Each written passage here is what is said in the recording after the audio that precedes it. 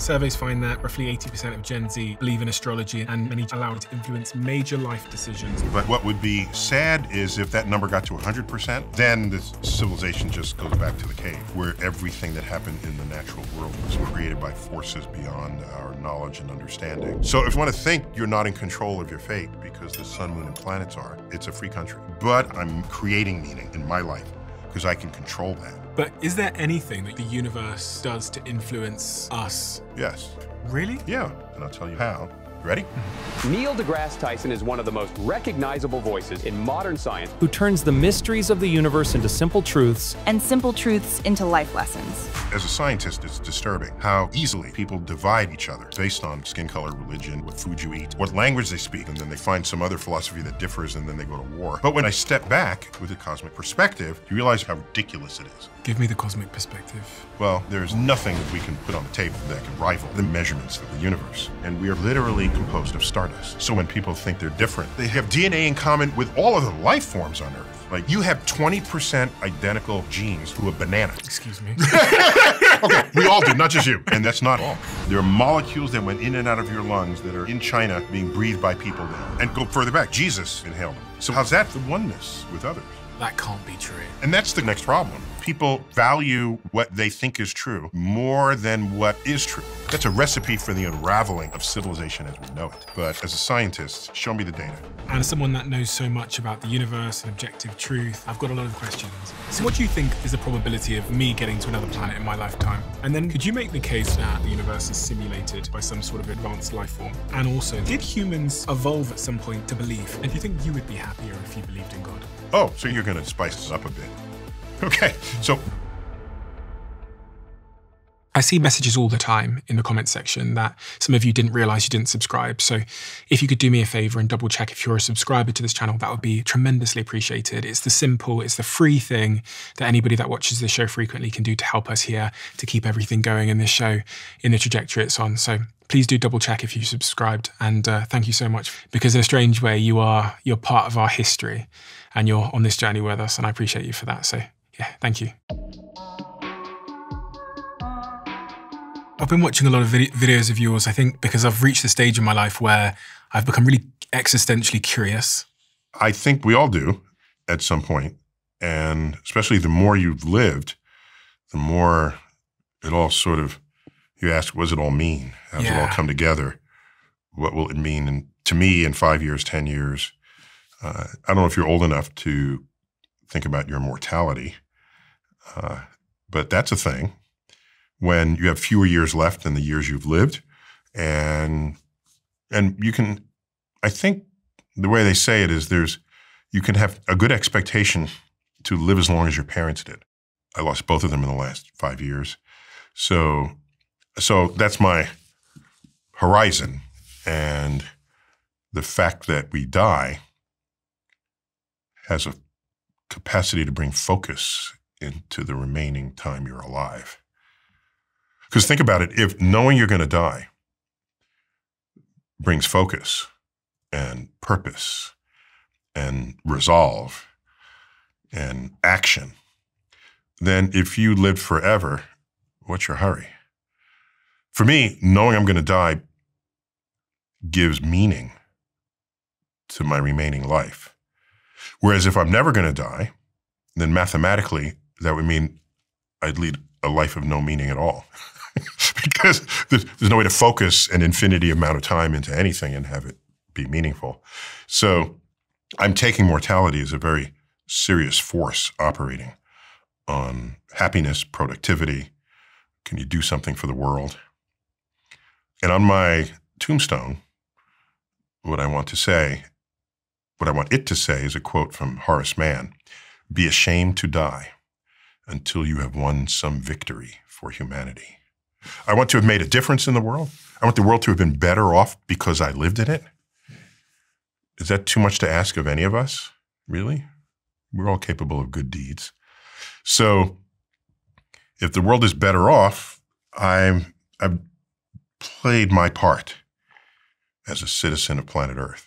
And this all sort of dovetails into this new book that you've written. I call it a new book, but it's really a revision of a very successful book that I think the first copy was published in 1998 called Just Visiting the Planet, Further Scientific Adventures of Merlin from Omniscia. Omniscia, yeah.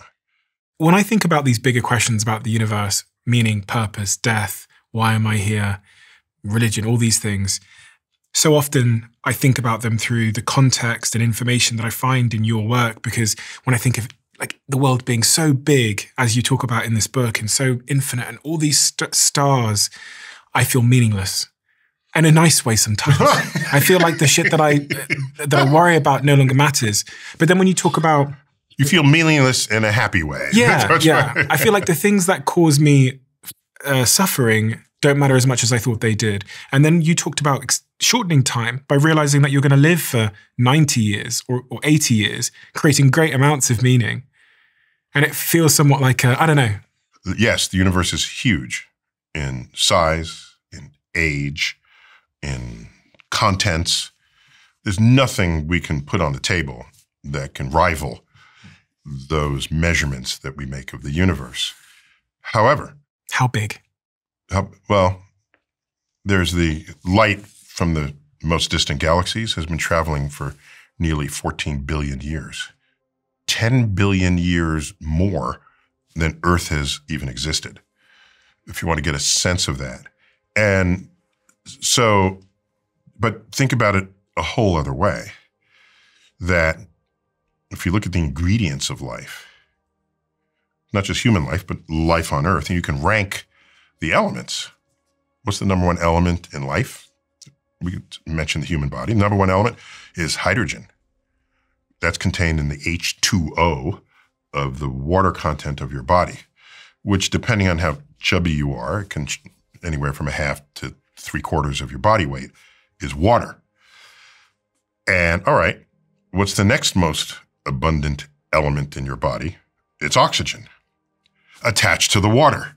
Okay, H2O, and both the H and the O appear in many, many other molecules in our body, in the DNA and in your muscle tissue, all of this, and in the blood. Okay, what's third? Carbon, which you would have thought had to be somewhere on the list because you know we're carbon-based life. Fourth is nitrogen, okay? Fifth, I'll put them all together and just say other, okay? So that's the sequence of elements. And now you say, what are the sequence of elements in the universe? The number one is hydrogen. The number two is helium, but that's chemically inert. You might remember from high school chemistry. You can't do anything with it anyway. Helium. Next in the universe, oxygen. Next, carbon. Next, nitrogen. Next, other. Okay, so we are 1 for 1 matched to the ingredients of the universe. And one of the gifts of 20th century astrophysics is gifts to civilization is where those ingredients came from. We trace those ingredients, the hydrogen, to the Big Bang itself, and all these heavier elements to stars that manufactured those elements in their core, in the crucible that is their core. They lived out their lives. They exploded, scattered that enrichment into gas clouds so that the next generation of stars would have planets, and on at least one of them have life, as we know it, life on Earth. So that you can think of us not just figuratively, but literally composed of stardust. And so that it's not that we are alive in the universe. Yes, that's true. But the universe is alive within us. So we're special because we're the same as the universe. Often when people think they're special, I want to be different from it. No, we're same because we have human DNA on an Earth where we have DNA in common with all other animals, all other life forms on Earth. Do you realize we and mushrooms have more in common with each other than either we or mushrooms have with green plants? The common ancestor between fungus and animals split later in the tree of life. Then its common ancestor split with green plants. You have 20% identical genes to a banana. Excuse me. Okay, we all do, not just you. Not just you. Okay. You have that. So when you consider all of this, it's not just that we're alive in the universe is alive within us. And that discovery borders on the spiritual. Yeah. And it's a scientific result. So when I look up at night, I never feel small. I feel large. I feel as large as the universe itself, because that's where we came from. We're a participant in a great unfolding story of cosmic evolution. The minute you said that, I thought of all these Eastern traditions and religions that say we are one. And from a scientific perspective, as you say, we very much are one. Yeah, what's interesting is one of my deep concerns about the world is many philosophies or religions that say we are one, they find some other philosophy that differs and then they go to war. Yeah. I don't mean to laugh at that, but we're not good at feeling oneness with everyone. It's easy to feel oneness with our tribe. Our tribe could be skin color, religion, who you sleep with, who you don't sleep with, what food you eat, what rituals you perform. And so those people choose sides based on so many factors that it's actually, to me, just as a scientist, it's disturbing how easily and quickly we will divide each other and make that the reason for how you interact, rather than see what we have in common and make that the reason for why we would come together. This has been really front of mind for me for the last 24 hours. There's been a lot of things that have happened in the news that have thrown the conversation around division to the very front of my mind. And that, in the UK, we've got all these people that are marching next week, I believe, through London because of, various political things. And I was saying to my friends last night, I said, I think actually that the root cause isn't this or that, it's the division itself. And you can overanalyze. I mean, if you look deeper than whatever people are saying is the reason they are marching or arguing, if you just, part the curtains and unpack it all, at the bottom of that is there's a tribe here and a tribe here, and they think this way and they think that way, and never the twain meet unless we rethink how we interact with one another. I mean, think about it. With the race friction that existed around the world, but especially in colonial Europe and the slave trade and all of this. And okay, that's not good. It's bad. And all right, but then you look at World War I and World War II. That's white people fighting white people, slaughtering them in great numbers. So you can divide by skin color, but apparently people find plenty of reasons to divide and conquer, to divide and kill, to divide and oppress. And skin color is one in a long list of all the reasons people have given to the religious wars, to worshiping the different God or worshiping the God differently. These are human beings. And, I wrote a whole book, I think one of those books in your stash there, that one, Cosmic Perspectives on Civilization, one in your left hand there. That one is what conflict in the world looks like when you are scientifically literate and you have a dose of cosmic perspective on top of it. Give me the cosmic perspective, please. You're fighting over that line in the sand. When I'm out here at the moon looking at Earth, this fragile ecosystem, do you realize Earth's atmosphere is to Earth what the skin of an apple is to an apple in terms of thickness? So I see people trashing the planet, fighting one another, again, just based on who's on what side of the line in the sand, or who they worship, who they don't worship, or what their skin color is, or where they were born, what language they speak, what accent they have. And I step back, and from orbit, it's ocean, land, clouds. From the moon, there's Earth suspended there in space. I almost don't want to zoom in on it. because people value what they think is true more than what is true. There are objective truths out there, but it's almost as though people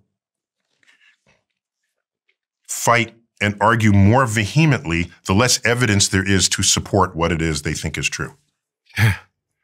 There's an old saying, if an argument lasts more than 5 minutes, then both sides are wrong. It's true probably 80, 90% of the time, but it's definitely something to think about. How have your spiritual and religious beliefs evolved throughout the course of your career based on all that you've come to know about the objective nature of the universe? Has there been an evolution? It depends on what you mean by evolution. I was raised Catholic. Yeah. But we were raised basically in a secular household, even though we would go to church every weekend. What I mean by that is, we come home, at no time do either of my parents say, don't do that, Jesus is watching. You keep that up, you'll go to hell. Do this because it'll please God. Never was there such a conversation as that in the household. So the household was driven by objective truths or life experience, as would be brought from elders to a next generation.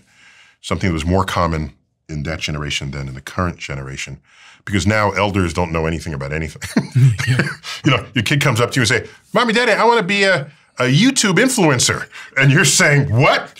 Go back to school. No, and then they become a YouTube influencer and they out-earn you. So the divide is greater than ever before between one generation and the next, for sure. But by the time I turned 8, I found that religious teachings less and less convincing. And so by the time I was 9, when I discovered the universe, or really the universe discovered me, a first visit to my local planetarium. So yeah, I wouldn't call it an evolution, but I will say this. You didn't ask this, but it relates. Before I was more recognized, you know, I'd be on an airplane. What do you do? What do you do? Okay. They find out I do astrophysics. Then out come the questions. Okay. Well, tell me about black holes, relativity, the Big Bang, aliens. Okay. And would always land on God. And I used to give pretty straight, unforgiving answers to that question, to that inquiry. But then I thought that's not fair. There are people whose lives pivot around their religious beliefs and their spirituality. And just because I've been discounting it since I was 8, I shouldn't use that as a force against them. I should at least understand where they're coming from. So I systematically acquired religious books of all kinds. So I have the Torah. I have multiple copies of the Quran, Joseph Smith's account that led to the Mormons. I have multiple bits of literature from Jehovah's Witnesses, because they'll come to your door and they want to hand you. So I acquired all these books and I mostly read them. I've skimmed all of them and read some of them with a little more intensity than others. All right. On doing so, that enabled me, empowered me to have more meaningful conversations with people who were religious. Much more meaningful and more informed. That's the key. I don't want to speak about a religion unless I know as much as I can about it. As an academic, that should be what would be true of any subject. You're an academic, you care what's true, not what you think is true, what is true, or what people think. All right? And there's no doubt that religion has been one of the greatest forces operating on civilization ever since civilization. When you look at as a source of people's behavior, what they eat, like I said, who they sleep with, where they sleep, where they worship, who they worship, all around the world, from animistic native peoples, where there's a spirit energy imbued in the mountain, in the brook, in the wind, to the monotheistic religions, to the polytheistic religions. We don't call them that to put distance between us, but the Greek gods, it was their religion. We call it mythology. It was their religion. The Greek gods, the Roman gods. So I'm conversational in all of this, so that when someone says, how do I feel? What do I think? I can do that without just being obnoxious. Yeah. And so, and have a meaningful conversation. I haven't done that. You haven't? No, I haven't. But it's such a good idea to do that, especially as someone in my position that does a lot of talking with people and asking questions. But the first thing that sprung to mind was, there was actually two questions that sprung to mind. The first was, how did that change you, reading all those books, outside of you being able to relate with those, well, being able to talk to them in a different way? And the second question, because I've watched Cosmos, I've watched it several times. It's one of me and my partner's favorite things to watch is you going from the very beginnings of time through the universe into where we are. You gotta love that calendar too. Oh my Cosmic God, calendar. it's my favorite thing. Yeah, And I try and persuade everybody to watch that. But my question was about, because I watched that and I watched how the universe has evolved over time, or at least our understanding of it and how it came to be, is did humans evolve at some point to believe? Are we meant to believe? Well, so the best way to ask that is, let's go back to the earliest humans we have fossil records of. And we can go back to Neanderthal, for example. Neanderthal is a branch of hominids that went extinct, basically. There's some crossbreeding, and there's Neanderthal DNA in many humans today. But as a branch of the hominids, they went extinct. So the Neanderthal, then there's Cro-Magnon. We are Homo sapiens coming after Cro-Magnon. And so when you look at burial grounds, the Neanderthal buried their dead with things, with parts of their life, of the person who died. Now, why would you do that unless you had some belief that there was something more to come for that person? I mean, probably the people who took it to the limit were the Egyptians, all right? For the Egyptian royalty, I mean, they bury you with all kinds of stuff. Yeah. And in fact, in Greece, I read this. It's not that I researched it, and I'm not a scholar in this, but that when they buried you, they put a coin in your mouth or in your hand, somewhere on your body, so that when you got into Hades, you can tip the ferry boat driver to cross the river Styx to get into Hades. You might even say that's the beginning of what it was to be human, when people started thinking that way about dying. I mean, you might even invert the question and say, it's not when did we start, it's we existed in all the ways we know what ourselves to be when that ritual came upon our ancestors. And the survival benefit in believing? I don't know. Really? Yeah, I don't know. We're pretty sure there's a survival benefit of groupthink. And religion is groupthink, if there ever was.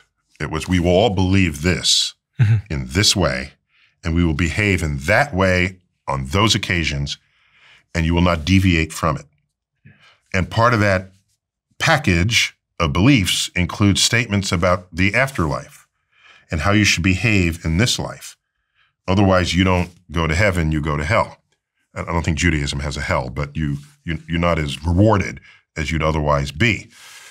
Now that forms a corpus of beliefs that can be highly binding of a people's. And especially if some other peoples come up and they do other things and you don't understand it, you don't know what it is, and they're a threat. And so you keep them out, you do whatever you can to preserve your traditions relative to theirs. Ultimately, that in its worst manifestation is all-out war, where you just kill people who don't believe the way you do. So maybe religion is kind of what defined humans in the fossil record. I mean, like I said, that's an interesting inversion of that question. Not when did humans begin being religious. You define who we are as humans as when religion showed up in the burial grounds of cavemen. You just talked about us being bound there by certain shared beliefs and ideas. Yes. And I think I think ritual is one of the strongest binding forces of society that we have. And I think that people are maybe unbinding. If you look at the narrative in society, it's about be your own boss, stand on your own 2 feet. More people are lonely, living alone, having less kids, are working freelance and remotely. So it feels like, in a weird way, we're becoming more independent, and there's somewhat of a cost to that. And actually, my friends that are struggling the most in their lives are those that have the least dependence on a village. So I always wonder if we need to ladder up to the universe, i.e. me, my family, maybe my village, maybe my country, the planet, the universe, and God. The metaverse? Yeah, and like God. The multiverse? Yeah. So let me just react to that. Mm-hmm.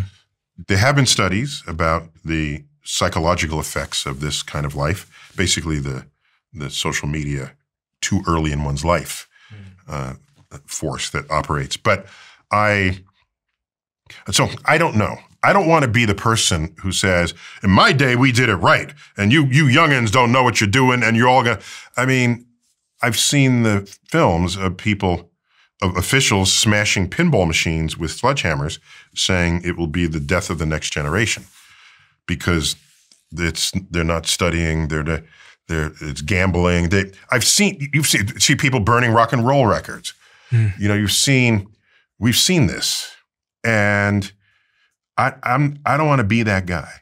I'd rather be the person that says they're going to create a whole other reality that was not my reality growing up. And I don't know that I can or should value judge that. Mm-hmm. When they come up in the ranks, they'll be mature adults. They'll figure out what the rhythms are of that world. And I will say, however, that if you go far enough back, no one ever traveled anywhere. You'd spend your whole life not going more than 30 miles from your hometown, a couple of hundred years back. So now people do actually communicate with countless thousands of people around the world. So it's different. I'm not value judging it, but it's different. And you're exposed to different ideas. Maybe it tribalizes you more, or maybe it softens you. It has the power to do both. What concerns me is because when I post to social media, I've learned the art of not expressing an opinion because I don't care what your opinion is. I don't care that you have my opinion. What I care about as an educator and especially as a scientist is that your opinion is based on objective reality, objective truths. If you have an opinion where the foundation of it is what? Then you're just floating. And then if you rise to power of laws and legislation, and then you shape a society based on what you think is true or want to be true rather than what is objectively true, that's a recipe for the unraveling of civilization as we know it. So this loneliness bit, I don't know how to comment on that. I don't have the expertise, but I do know that I don't want to be the person on the rocking chair. Get off my lawn, And I guess I've been trying to figure out if I need to try and make sure my life ladders upwards. Oh, let me get back to that. Yeah. So it may be that the most important role of church wasn't to give a specific recipe for how you pray, or again, who you pray to, or when you pray. Maybe that wasn't its greatest value. Maybe its greatest value was the community that it created. Mm-hmm.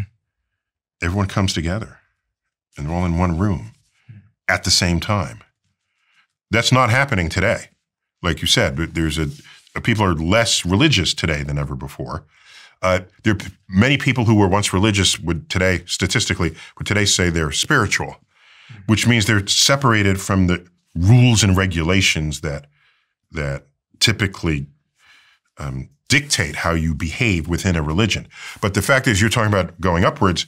So you have your city, your community, your neighbors, and your church, your synagogue, your mosque, your temple, whatever is the place where you gather with some frequency.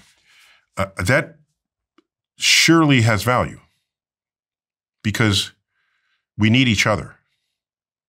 I'm jealous when you drive down the country road and there's a deer just walking around. And I'm thinking, society collapsed. That deer is just fine. The deer was born in the woods is finding food, is growing up. Whereas I need other people to survive in this world.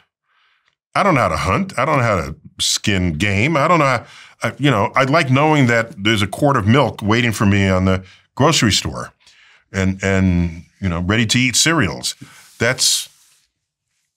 We have an interdependence as never before. Mm. And how do we maintain that without scattering to the winds? You said you lost both your parents in the last 5 years. Yeah. As someone that knows so much about the universe and objective truth and reality, how do you contend with grief in that scenario? But also, how does that change you in any way? It did a little bit, not as much as I thought it might have. My father was 89 when he died. That was 5 years ago. My mother was 2 days shy of her 95th birthday. So so I'm putting myself like right between them in my life expectancy. I think I'll get to 92. Good. It's the average of those two, So when you die at that age, it's sad, but it's not tragic. So that's an important distinction for me. A tragic life is a life that could have been lived, but through act of war or negligence or negligence of the person or of others, the life is cut short. Then that's tragic. It's a life not fully lived.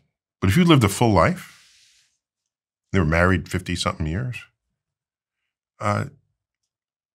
it's sad, but it's not tragic. In fact, it's not even sad. It's something to celebrate. And so I miss them. I miss them more than I thought I would because they carried quite a bit of wisdom with them. My father was active in the civil rights movement. My mother was a gerontologist. So they both cared very deeply about the plight of others. And I'm their son, the astrophysicist. So I go off with my head in the sky, but I was anchored into the human condition and anchored to think about it, to care about it. And when I encountered things in modern life, I wonder what my mother would say about that. I wonder what insights my father, and they're not there. I don't have them for that. So the way it's changed me is, it has put a greater expectation of me on myself to make sure I have wisdom that I can share with my kids, my 2 kids, the kind of wisdom that I gleaned from my parents, so that, again, this is not wisdom of what car to buy or what job to have, because they have other values. They have other expectations of society. But in terms of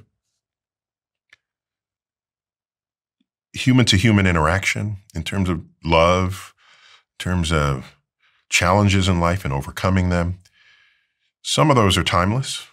Some of those are, how to navigate difficult people, how to appreciate nature so you don't take it for granted. One of the things I liked about Joyce Kilmer's poem on a tree is about a tree. And we've all seen trees. So why does this matter? Because it takes an artist, a poet, a writer, a sculptor, a painter. For me, the artist's job is to encourage us, stimulate us to pay attention to things we might otherwise take for granted.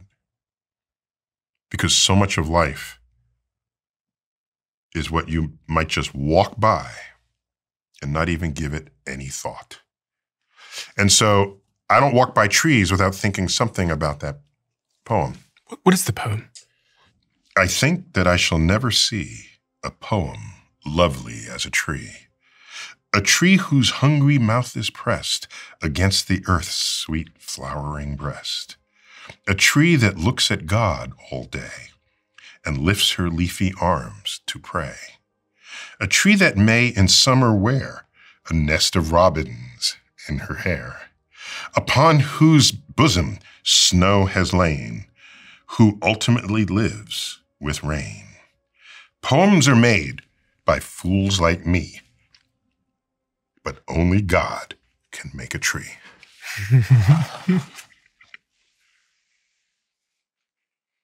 but only God can make a tree.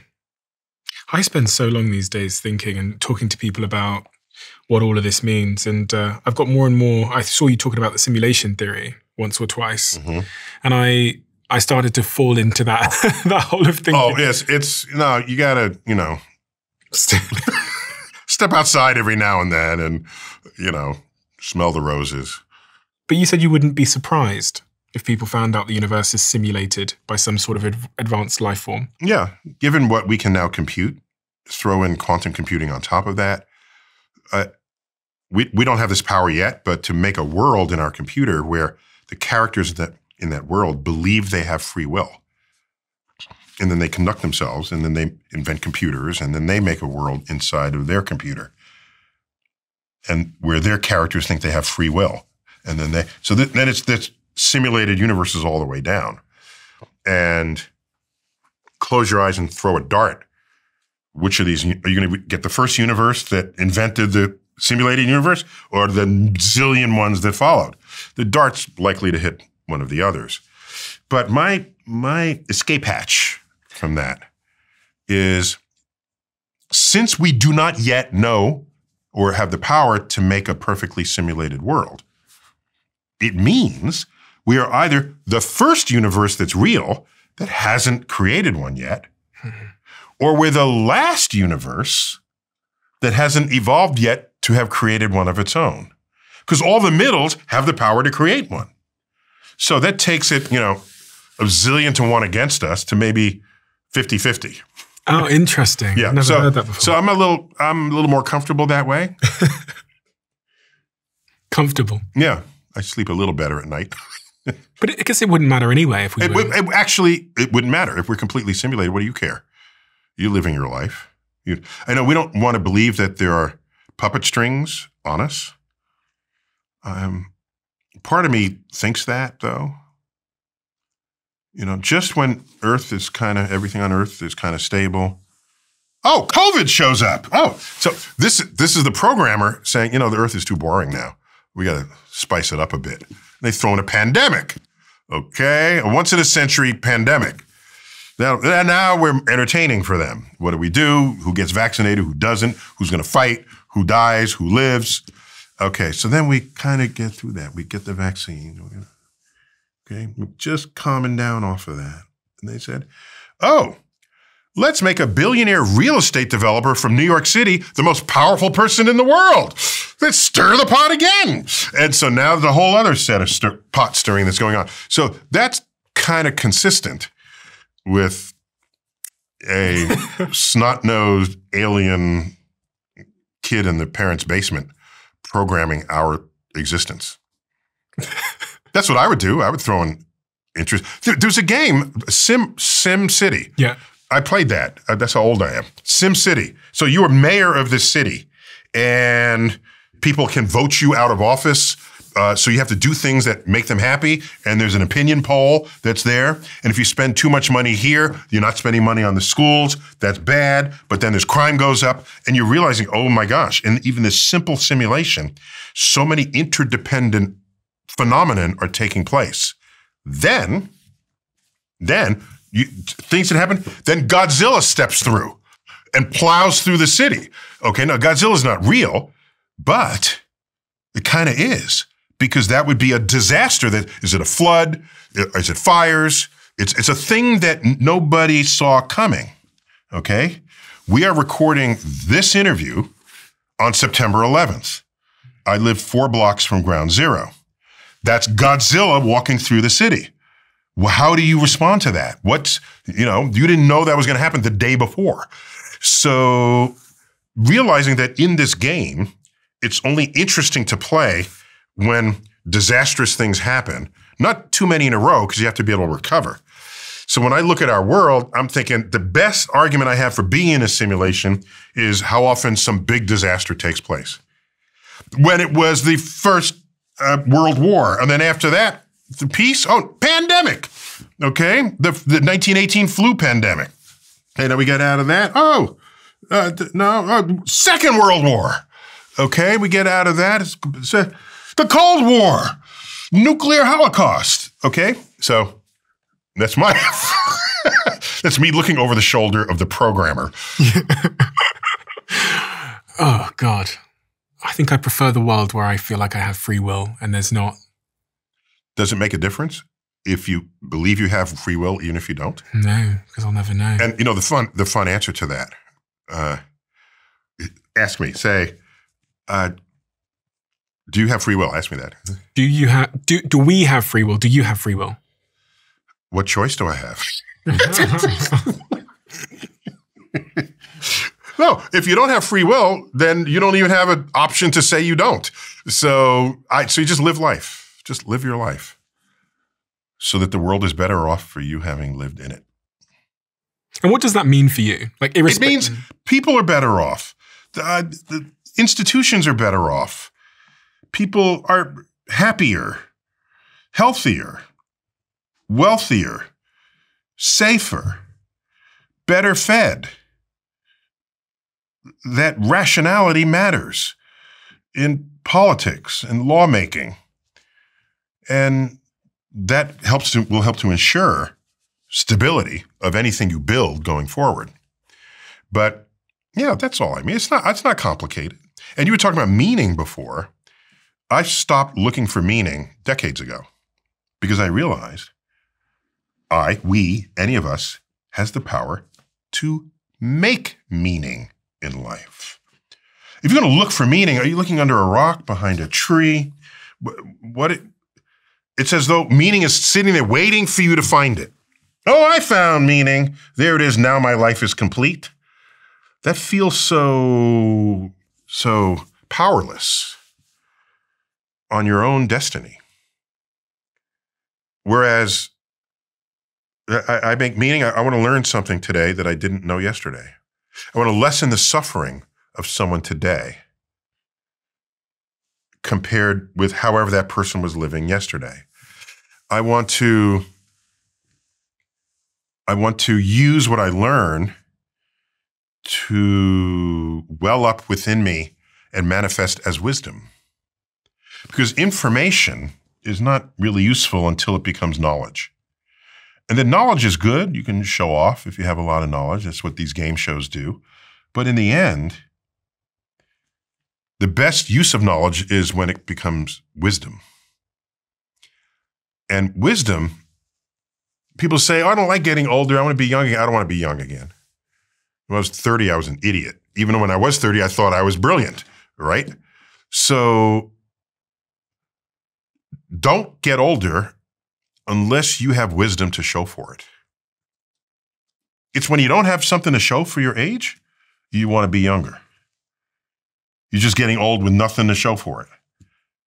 But I continue to learn things every day, passively and actively. Passively is you just notice, open your eyes sometimes and see what's happening, where things are headed, what they're doing. You learn. Not all things you learn are good. And if they're bad or need adjustment or need help, do something about it if you can. So that's how I derive meaning. Hence my tombstone. Be ashamed to die unless you've scored some victory for humanity. There's the meaning for you. There's a whole class of billionaires that are trying to live forever now. And I think we are on the verge of being able to extend life potentially indefinitely. Yeah, we're looking for the date. It's called the escape velocity. Do you know about that phrase? It exists in astrophysics, of course, but the escape velocity for Earth, for example, is 7 miles per second. So escape velocity in astrophysics is the speed that you launch something so that it never comes back, no matter how hard the gravity tries. Okay? So every object has an escape velocity. The escape velocity in aging is, the idea is there is a generation yet to be born, but in the very near future, who will not only live longer than the previous generation. So here's a cleaner way to say this. Every year, you can expect to live 1 month longer because knowledge about human physiology has gotten better. Okay? Just think about it that way. Yeah. And so we know what to eat, what not to eat, how to exercise, how to not over-exercise, how to maintain your health, your health and physiology. All right. There will come a day where every year that you're alive, medicine has figured out a way for you to live an extra year. That's the escape velocity. So every year you live another year. And after that, it could be every year you live 2 years. So that's the escape velocity. So it's not just everybody lives forever today. It sort of works its way into the population. And yeah, I don't want to live forever. I don't. Take me off this earth. I still have more to give, more books to write, that in my judgment would make the world better than it currently is. So I don't want to die before I get as much of that done as I can. But are you scared of death? No. Although that's easy to say because I'm not at death's door. And I had someone rationalize with me, which is, they made a potent argument. I can say now with another 20 years life expectancy, 15, 20 years, that I don't fear death. But if I'm on my deathbed and someone says, if I can wave my hand and you can live another year, would you? The answer is probably going to be yes. And at the end of that year, I don't know if my sentiments about life and death will change on my deathbed. I know my mother, there's a point where she couldn't swallow and she didn't want a feed tube. And she said, my time has come. They put me in palliative care and then hospice. And she was dead 10 days later. So she was in charge of her. They could have fed her with a tube and she would have been completely healthy for another, 5 years perhaps. But no, she raised 3 kids, 50-year marriage, happy life, stable life. And yeah, I'm good with that. So the billionaires, that's ego for sure. If you live forever, there are other people who you're taking resources from who would come behind you. That's one. But 2, are you still contributing to the world? Should you give another person a chance who's in school now, who might be the next genius that'll figure out the energy problem, the poverty problem, the pollution problem, are you figuring that out? No. You're you're 90 years old and you're just living on your yacht.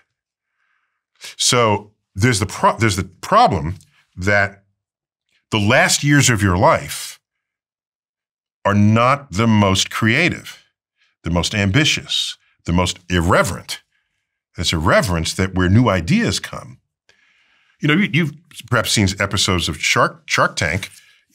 Half or more of those people are 30 and under. They got ideas, fresh ideas. Everyone else is entrenched. So if people start living forever, they're living forever in the part of their life that is least useful to the progress and advance of culture and civilization. And so all of civilization will stagnate. Do you think in your lifetime, you said you've got a 20-year life expectancy? Well, 15 to 20. 15 to 20-year life expectancy. Based on my age now and the age my parents died. Yeah. But you've done a lot of neurological work and laid down a lot of good foundations with all these books you've written. So maybe it'll be the upper end of that. It's food for AI. It's food for ChatGPT. What do you make of AI? What do you think? I love it. Yeah. I love it. But it's by the way, it's been here for a while. Mm-hmm. It really spooked people when it started writing your term paper and composing your painting and your set design. All right. The whole other category of people got spooked by that. Meanwhile, AI has been harnessed and being fully used in my field and in most of the physical sciences. It's doing work. If you can do the work and I can go to the Bahamas, let it do the work. We have telescopes coming online that could not exist without the intervention of AI to access the data, reduce the data, analyze the data, make a decision about whether it should go back to the thing that it just observed because that was weird compared to the last time it was observed. This is the Vera Rubin telescope that I'm literally describing now. And so we're living with it. What it means is it'll have to up the game of people who say they are creative. And what I mean by that is I can say, ChatGPT, take this picture of us and say, ChatGPT, paint this scene in the style of Van Gogh. It'll come back, the colors will be just right. It'll have the swirly lines. It'll be perfect. If Van Gogh was standing there, that's what Van Gogh would have painted. If I say, ChatGPT, paint us in the style of no artist who has ever lived. I don't know what it's going to give us, but it'll probably suck, okay? And so true creativity is not aping what has happened before and making adjustments. True creativity, yes, you always build on others. I'm not in denial of that. But true creativity takes leaps that most people don't even know can be taken. Mm-hmm. And so the artist, so that gap, I think, is what AI in the arts world is going to force creative people to reach for. Otherwise, you're replaced by a simple request in the input line of a large language model or of an art. I was just wondering then, if I watch Cosmos in 30, 40 years' time, let's say 100 years' time, I was wondering if this is the moment where humans and computers in the story of humanity become one and intertwine. If you think about things like Neuralink, which Elon's working on to make, when he first made that company, all of the narrative that he put out there was about us being able to interface with AI. So we'd need like a brain chip computer interface. More recently, it's been about people that are paraplegic and disabled and helping blind people see. But I think that's a socially acceptable way to advance the technology. But in his early work, he said, superintelligence is going to arrive and we're going to need a way to basically keep up, where we have better sort of latency with the technology. And I'm wondering if that's like what we're seeing now. Yeah, superintelligence, if that happens, then it becomes our overlord and we become its pet. Okay. Now, that sounds pretty scary, but don't we treat our pets better than we treat other humans in the world? Think about it. The pet is kept warm and fed and happy. And would you do that for a homeless person in the street? A person of your own species? Probably not. So if we're the pet for the superintelligence. What about the chicken? How bad could it be? We used to have chickens when we were younger, and I watched my Nigerian mother chase that chicken around the garden, grab it, pull its head off, and cook it. Wow, okay. Yeah. Oh, you worried that it's going to do that for us? Yeah. We're going to run around. Not all my pets made it. And snap. Not all the pets survive. Yeah, it depends on whether it needs us to be alive or dead. We have to be relevant to it in some way. Maybe we'll be court jesters. We'll be entertainment. Until then, I don't know that this is some special moment. I do a lot of reading of history, and throughout history, most occasions, especially in the era of the Industrial Revolution, people think they're living in a special moment. And so I'm not going to be that guy who says today is special, because everyone has thought they were in a special moment. And what do you think is the probability of me getting to another planet in my lifetime? Zero. Zero. Really? Yeah. You want to know why? Yes, please. Yeah, it's just zero. I thought SpaceX going to go to Mars. I have an unorthodox view on this, so you don't have to believe me. But my read of history tells me that we only do big, expensive things if there's a geopolitical reason for it, either an economic reason or a defense reason. Not just because it's the next thing to do. And when we went to the moon, you realize in 1961, May 25th, President Kennedy, this is 6 weeks after Yuri Gagarin flew around the Earth in orbit, and we didn't have a ship that wouldn't blow up on the launch pad that could carry humans yet. He calls a joint session of Congress and says, if the events of recent weeks, couldn't even utter the man's name, the events of recent weeks, and I paraphrase, are any indication of the impact of this adventure on the minds of men everywhere, then we need to show the world the path of freedom over the path of tyranny. It's a battle cry against communism, the godless Russians, everyone in the whole Soviet Union. We were losing a technological race And that was the battle cry that prompted Congress to write the check. Oh, later on he says, oh, it'll be, put a man on the moon and before return him to safely Earth. And, oh, that's so beautiful. Let's hold hands. That's so beautiful. No one ever spent scads of money just because it was a cool thing to do. That has never happened ever. So we go to the moon. People forgetting why we went to the moon say, while we're on the moon, at this rate, we'll be on Mars by 1985. That'll be the next ambitious goal we'll take on. No. Because we didn't just go to the moon because that was the next thing to do. We went to the moon to beat the Russians. And when we got to the moon and we looked over our shoulder and the Russians weren't there, we canceled the Apollo program. 1970, we haven't been back to the moon in 53 years. We canceled it. Apollo 18 was ready to fly. It's now in captivity in Huntsville, Alabama, in a museum on its side. It's fascinating to walk the full length of it. All rocket flight ready parts. It never flew. We ended it at Apollo 17. No, we didn't go to Mars because we didn't have geopolitical reasons to do so, neither economic nor for defense reasons. Historically, people explored, did expensive things for the glory of God and royalty. Very expensive. The pyramids, the honor of royalty, okay? The church building, cathedral building, all of these activities were in the glory of power, deity, and royalty. There's none of that happens today. We're past that. The power of kings and gods. That doesn't happen. Nobody dislodges major resources, capital resources of a nation in the interest of a god or a king anymore. Okay? It's secular. And secular means it's money or it's war because you feel threatened. Okay. So, you know we're going back to the moon now. Yeah. Project Artemis. Did you ever think to stop and ask why? Why didn't we stay on the moon in 1972? Why didn't we go back in 1980 or 1990, 2000, 2010? Oh, all of a sudden, let's go back to the moon. Wouldn't that be cool? Do you know when Artemis began? In the late teens?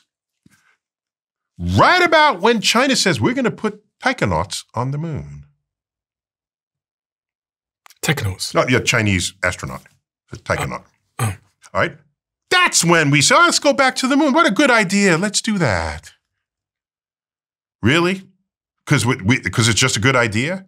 Because we're a little bit spooked by a friendly foe around the world might get the glory of that exercise. And once again, it's a godless country. Okay? Communism is godless by design, by construct. So here we are going back to the moon. All right. What motivation do we have to go to Mars? Are there oil wells there? Is there, diamond mines? We're not going to Mars. We're just not. Unless China says they want to put military bases on Mars. We're going to be on Mars in 10 months. 1 month to design, build, and fund the thing, and 9 months to get to Mars. A geopolitical force operating. Oh, and by the way, NASA doesn't have a rocket that'll get us to Mars. They think they do, but they don't really have one yet.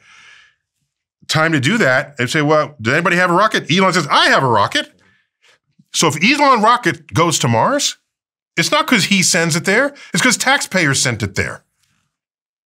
By the way, he could go there on a vanity project, but there's no business case. He could fly to Mars, team up with Jeff Bezos. They can send people to Mars. It's not a business case. And if you are an investor in his company, you would not agree to do that. You wouldn't. But he doesn't need investors because he's very wealthy. He could do it on his own. Are you going to Mars as a tourist? Is that a business case? It's $1 trillion to get to Mars, first. Second will be a little less. I don't see that happening. $1 trillion? About that, yeah. If Earth were a schoolroom globe, with your fist, show me where you think the moon is. This is Earth. Take your fist and put it at the distance the moon is. Your fist is about the right size compared. Okay. Right there? Yeah. Okay, not too bad. It's 30 feet away. It's in the next room. Okay. Okay? 30 feet away. Okay. That's the moon. Let's keep going. How far away from Earth did the Bezos-Branson rockets go? Oh, not far. The thickness of 2 dimes above the surface of the Earth. How far away is Mars? It's a mile away. From here? Yes, from this Earth. It's a mile away. It's in Central Park. The moon, 30 feet away. Mars, a mile away. Yeah, it's $1 trillion to Mars. Yes. How long? 9 months. And you have to wait till the planets are configured so that when you travel, you arrive where Mars will be when you get there. And that's a minimum energy orbit. If you had filling stations along the way, you can just fill up with fuel and get there as fast as you want. But minimum energy orbit takes about 9 months. And then to come back, you have to wait till it's configured again a few years later. So a round trip to Mars is 3 to 5 years, easily. So there's not an economic case. I'm not saying we don't know how to get to Mars. We have a SUV-sized rover there now, all right, discovering potential life from 1 billion years ago. It's not like we don't know how to get to Mars. This is not a technological statement I'm making. I'm talking about a practical statement. So no, my read of history tells me no. I thought you were going to also add to that even if Elon wanted to do it as a vanity project because he makes all this money and manages to use Starlink as a way to fund it, whatever, that the problem is Elon's going to die. He's going to die in the next couple of decades, which means the vanity element that comes from his childhood situation where he wanted to get out there and explore the stars because he read that book has got 30 years, 40, 50 years left on it. Well, that would make him want to hurry, wouldn't it? Yeah. Yeah, and plus he said, I don't want to die on Earth. I want to die on Mars. Mm-hmm. I'm paraphrasing, but that's the idea. So that's a goal, sure. But don't tell me it's a business case. I can see a tourist case going into orbit and even possibly visiting the moon. It's 3 days there, 3 days back. That's a week's vacation that you would take. And I would save up 5 years, 10 years of vacation money. If that was the amount that it would take to go to the moon for 1 week, that would be a really fun bucket list item for me. If you're starting a business, that means you're one person doing the workload of probably about 50 people. When I first founded this podcast, I had no idea that I was about to step into 100 different roles that I'd never trained for, things like researching and production and scheduling and branding, all of it, all at once. And this experience isn't unique to me. But for millions of founders around the world, the tool that changes all of that is our sponsor, Shopify. Shopify now powers 10% of all US e-commerce, from names like Gymshark and Mattel to first-time founders just getting started. It's like having your very own design studio, content creator, and marketing team in one, with hundreds of online store templates, AI tools to create product pages, and easy-to-launch email and social media plugins. Behind the scenes, Shopify manages your inventory, international shipping, and even your returns. So if you're ready to sell, sign up for your $1 a month trial at shopify.com/Bartlett. That's shopify.com/Bartlett. $1 a month. No way. You know, you've revised this book. Oh, yeah, just visiting this planet. Yeah, I wrote a column, a question and an answer column for like 10 years, 15 years, where people just ask me questions from the public. And I had a pen name called Merlin. And Merlin was friends with Newton and Galileo and Marie Curie and all these people. So if you ask Merlin, dear Merlin, I don't quite understand gravity. Merlin would say, oh, Merlin had a conversation with Isaac Newton in his backyard. And here's how he answers that. I think in the book you talk about a golf ball-sized black hole would weigh more than Earth and swallow it whole, leaving behind something the size of a lime. Yeah, slightly bigger, right. What is, you've been asked this so many times, but I still don't know the answer. What is a black hole, and how do we even know if they're real, if no one's ever been to one? Well, you can know things without visiting them. I mean, that's the methods and tools and machines of science are remarkable in their ability to learn something without actually having to see it with your eyes or hear it with your ears or to touch it with your fingers. We have, in fact, science didn't take off until these machines became a fundamental part of how we investigated the world, replacing our five senses. Because there's nothing more feeble in this world than you thinking you understand reality through your five senses. I don't want to call it feeble, I would call it error prone. Error prone. Remember I told you about escape velocity of Earth? Yeah. Do you remember the value I said it was? 7 miles Paying attention. per minute. Per second. Per second. That's very fast. 7 miles per. So the adage, what goes up must come down, it's not true. It's true for almost anything you would experience, but you can launch something at 7 miles per second, it'll never ever come back. That's the escape velocity for Earth. Okay. If Earth had more mass and the gravity were stronger, the escape velocity is higher. That would make sense because there's more gravity that you have to escape. Let's keep up that exercise. Cram in more and more mass. Just keep doing that. Escape velocity keeps going up. Eventually, the escape velocity hits the speed of light. At that point, light can't even escape. Light is the fastest thing in the universe. If light can't escape, if you fall in, you don't escape either. There's no better description of a hole than that. And worse yet, it's a hole in any direction you approach it. Not just a hole in the street or in the floor. It's a three-dimensional hole. And how do we know it's there? Because it distorts the fabric of space and time around it. We see galaxies behind concentrations of matter, black holes, and the shape of the galaxy is distorted. Because Einstein tells us that gravity distorts the fabric of space and time. So that's one way we discover black holes. Another way is most stars in the night sky are binary and multiple star systems. Most of them. You can't see it because you just have human vision. You whip out a telescope, you see, oh my gosh, there are two stars, not just one.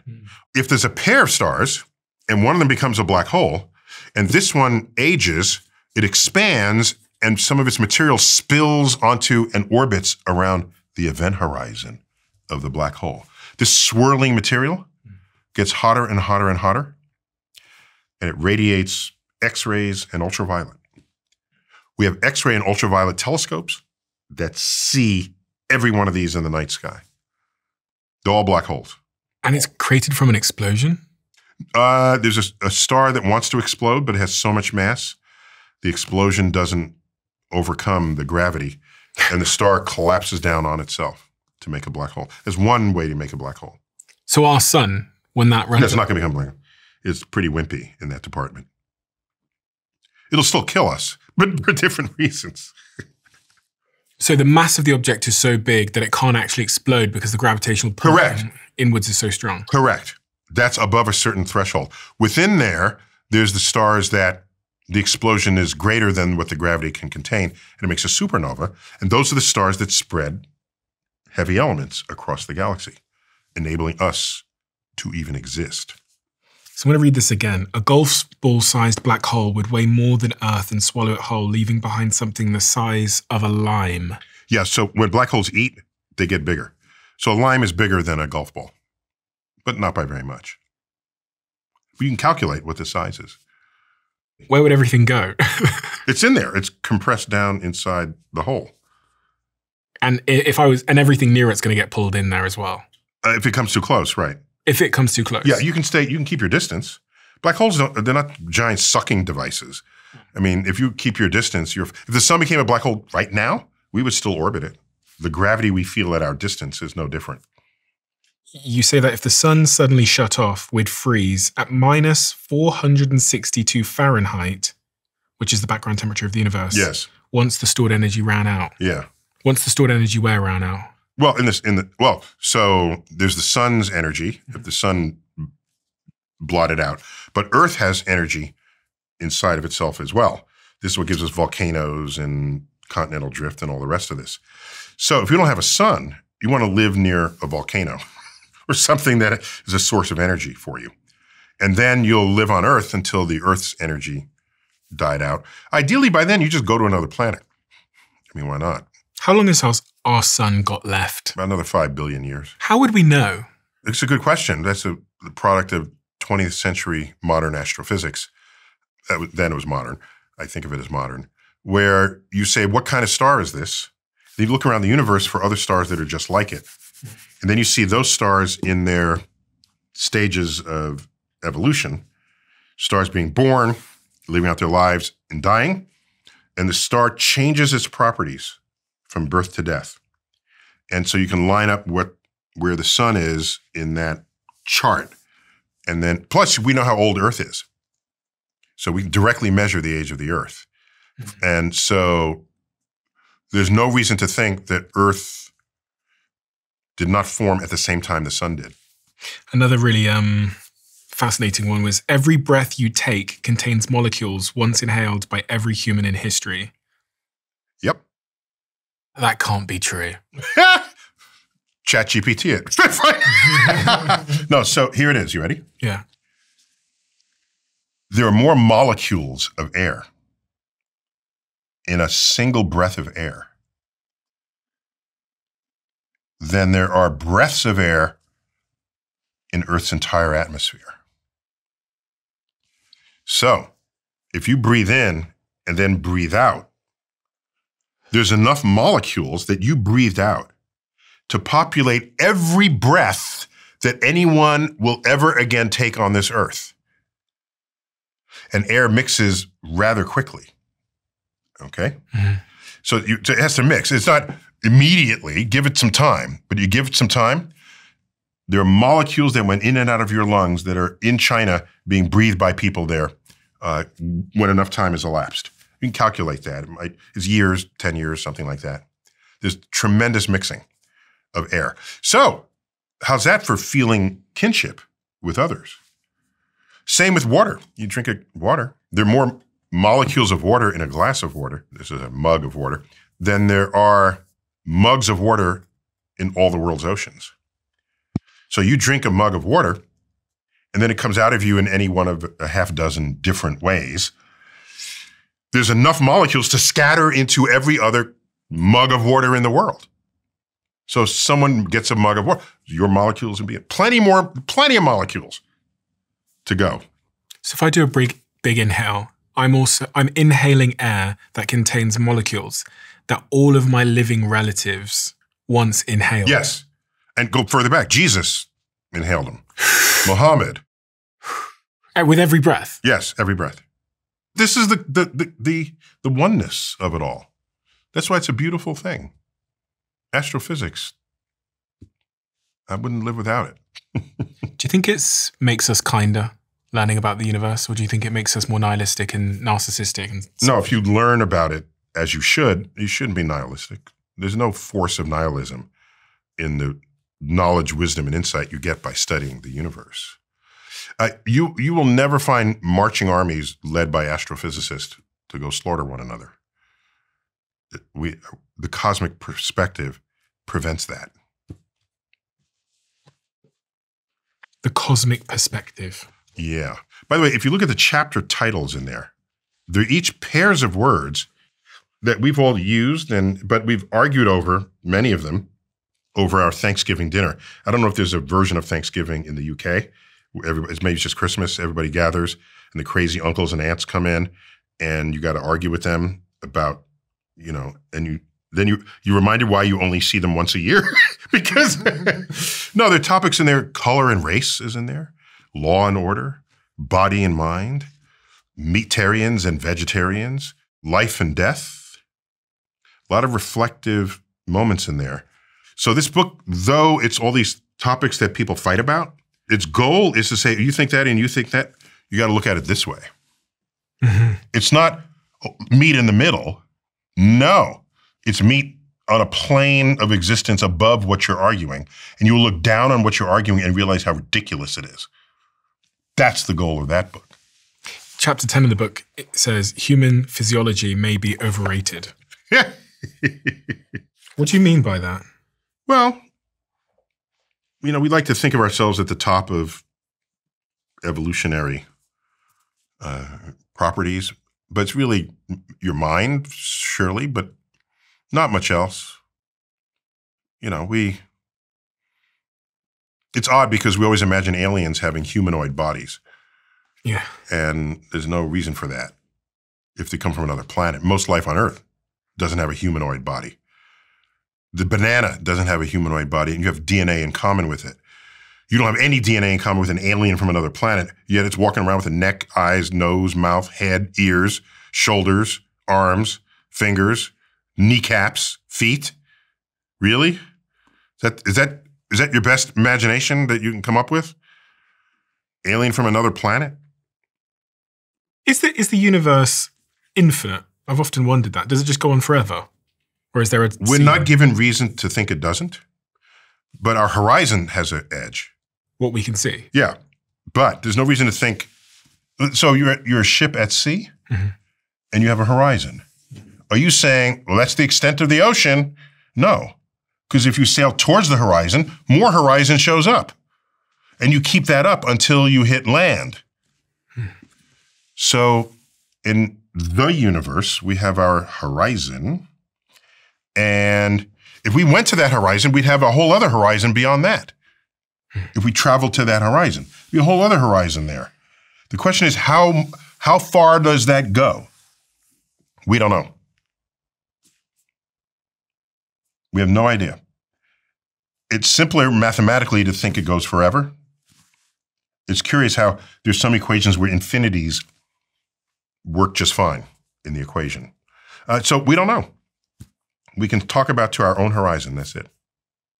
There's so many people saying that they've seen aliens. We had someone on this podcast actually that said they'd seen aliens. Not they'd seen aliens, but they had evidence that aliens existed. And they worked in the military and said that they'd, some of these spacecraft footage that you see from the Navy. Did they show you the alien? No, but you see the videos of the things bouncing around in the sky. Oh, fuzzy videos. Fuzzy videos. So those are UFOs. They're not aliens. UFOs, yeah. There's a difference. Oh, yeah. Many people equate the two. But if you see something in the sky and you don't know what it is, it's a UFO. And what does the U stand for? Unidentified. Until you can identify it, it's a UFO. And because it does things that you don't understand, you cannot equate that with it being an alien. You just said you don't know what it is. Wow, that's amazing. I don't know what it is. Therefore, it must be an alien? If once you just said you don't know what it is, that's the end of the sentence. You can't go on and say, therefore, it must be anything. You can be impressed with videos that have no explanation. I don't have a problem with that. But you want to turn around and say it's aliens? You want to say it's a government cover-up? Do you really think the government is that competent? Often the same people who say there's a masterminded government, they're the same people who complain that the government is a bloated bureaucracy, inefficient bureaucracy that should be replaced by private enterprise. There's the same people making those same statements. So I love the aliens. I want to meet them too. My people, the astrophysics community, has been searching for aliens for decades. And you've never found evidence of any? Not. So the community of amateur astronomers in the world, okay? Amateur astronomy that's a badge of honor because it means you know the night sky and you own a telescope. And it's not like amateur neurosurgeon, okay? You don't want to go to an amateur neurosurgeon, but you want to know the night sky, go to an amateur astronomer. Amateur astronomers know the night sky. They know what the sun, moon, and stars are doing every night. They're very good at climate and weather because that affects whether things are visible. So they know when weather systems come in and go out and what things look like. You would think if aliens were up and about, that amateur astronomers would have seen more of them than anyone else. But they've seen less because we know what we're looking at. It's kind of that simple. The moment you know what you're looking at, it's an IFO, isn't it? Yeah. It's not a UFO. And so, yeah, I want to meet the aliens, but you're going to show me fuzzy video, or you're going to say you have an alien, but it's in a locked box and you're not going to show it.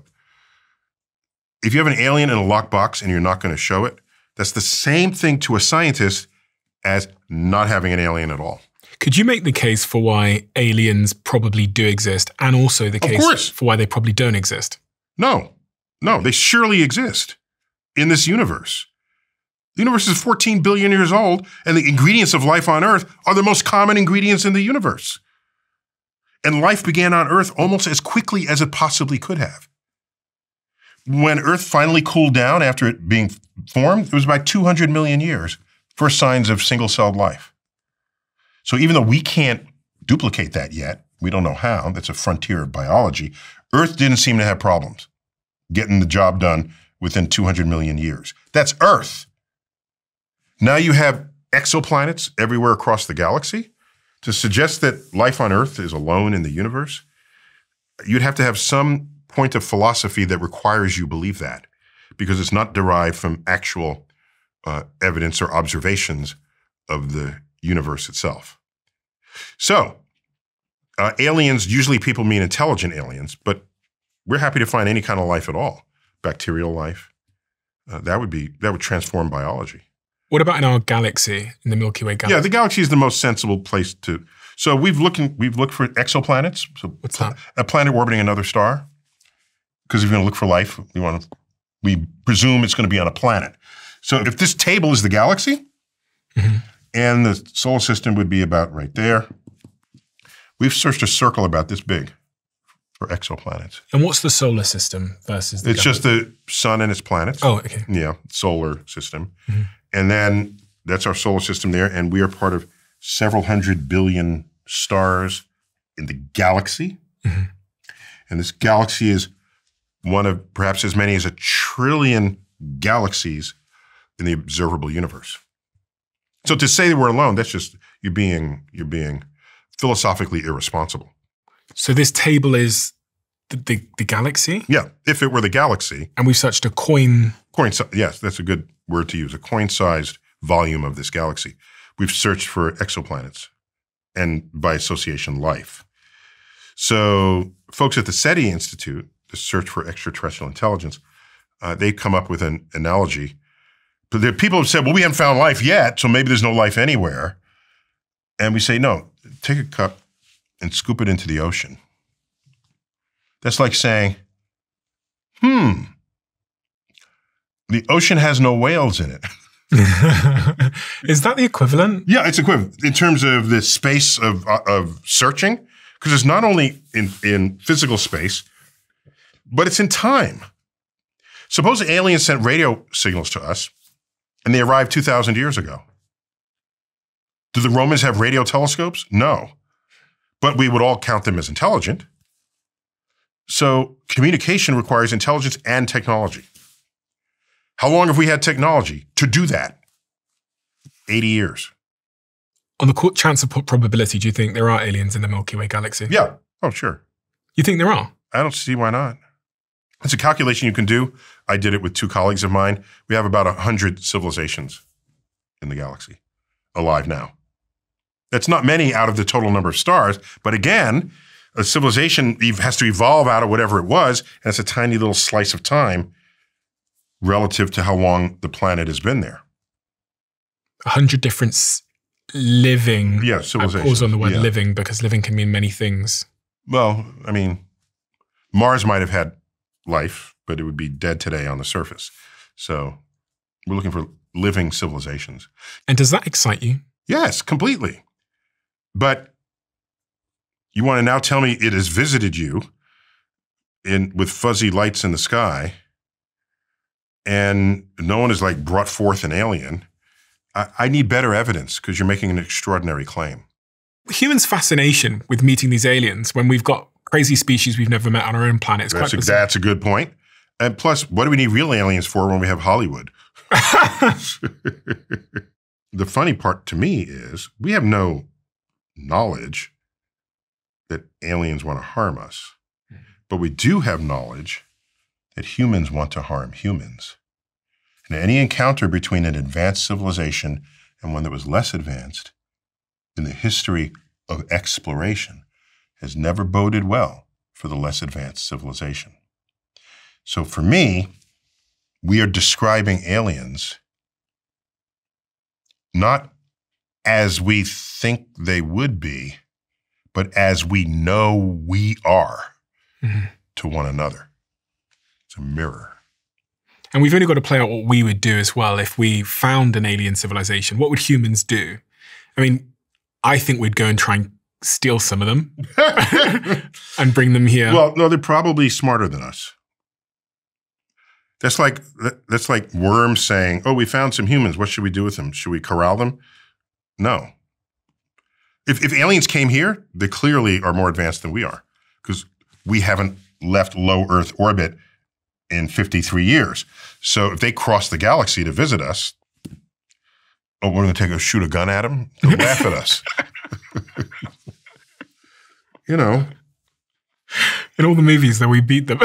That's so funny. I've never thought about that before. That, yeah, we just shoot guns at them. You shoot guns at them. And did it really make a difference? You know. We put like Brad Pitt or whoever in like a Tom Cruise in a... What's your favorite space movie? Space movie? Well, sci-fi is The Matrix. Why? I love everything about it. The story is tight. There's one physics error in it, but without it, they don't have a movie. So you got to give it, I can write them a hall pass, which I feel that I have the power to do. What was the error? Everyone's going to be wondering what the error was in The Matrix. Oh, it's not an error. It's just, it's bad physics in it. Okay, so if you remember, the AI computer that's running everything needs an energy source. Mm. And so they're growing humans in these pods, knowing that each human radiates at about 80 watts. They didn't give that number, but it's a true fact. 80 watts, like an 80-watt bulb. That's how much energy you are consuming and using. That's an energy rate, okay? So one of the writers must have known that and said, that's kind of cool. Let's use humans as an energy source for the machines. All right. So there are these pods of humans, and they grow the humans from childhood to adulthood, and they put in their head a world that they're living in, which is just in their head, and they think it's real, but it's not. That's the Matrix. Okay. But wait a minute. How do the humans get their energy? They feed the humans food. Well, why are you feeding food to humans and then using the energy from the humans for the machine? Bypass the middleman and just feed the machine. Something called the second law of thermodynamics. Anytime energy changes from one form to another, it's not 100% efficient. You drive a car, if you drive a combustion engine car, you drive it 50 miles, get out, the engine's hot. Where'd the heat come from? That's wasted energy, converting chemical energy of the gasoline to kinetic energy of your car. It is never 100% perfect. So they are losing energy with this middleman, and they should just feed themselves whatever the food they're feeding the humans. And if they're smart, they would not have humans at all. But then there's no movie. So that's my point. Wrote him a hall pass. You're okay with that. Are you an easy person to watch movies like this? Yeah, I'm not. I'm not the guy you think I am. I will watch it and silently, yes, I'll gather a list of, but I'm silent about it. And if you're interested, I will tell you later. Have you ever heard about this before? This thing I'm holding in my hands now. This is called Ketone IQ. Their website is ketone.com. You've heard me on this podcast talking about the fact that I stay much of the year in a ketogenic state, which is a highly restricted diet. And the reason I do that is plentyfold. One of them is I spend hours and hours talking to people for a living. So I want to make sure my brain is firing in an optimal way. And the other reason that I do the ketogenic diet is because I just feel better. So when I discovered this, which is what they call an exogenous ketone product, where you can drink it and it increases your blood's ketone levels, I was blown away. I contacted them, I met them, I invested extremely heavily into their company, and I've become a co-owner of the company accordingly, and they sponsor this show now. So if you want to try this out for yourself, I recommend you try it. Just visit ketone.com/Stephen and you'll get 30% off your first subscription order. You'll also get a free gift with your second shipment. That's ketone.com/Stephen. I did something at 24 years old that has had a profound impact on my life. I set myself the challenge of posting every single day on my social media channels. And at the time, I was doing it to grow my following, but it had this profound impact on my life, and two remarkable things happened when I did that. I managed to learn faster because every single day I'm capturing what is happening to me and trying to distill it down into something that I can share with the world. But more remarkably, it led me to building a following of many millions of people, and that's the basis that I used to launch the Diary of a CEO. And that's why I want to tell you about our sponsor today, Adobe Express. They are the platform that I use to make all the posts across my LinkedIn and across my Instagram. It's a couple of clicks and you don't need to be an expert. And that is why I love using it, because I'm not an expert in graphic design. It's accessible to use for all of us, even if we don't have the technical prowess to design great things. So if you want to start compounding both your reach and your knowledge like I did at 24 years old, then head to adobe.ly/Stephen and get started with Adobe Express. That's adobe.ly/Stephen. What's the one outstanding question, if there is one, that you're desperate to know the answer to? That I don't live life that way. Really? Yeah. It's a sensible question that you're asking me.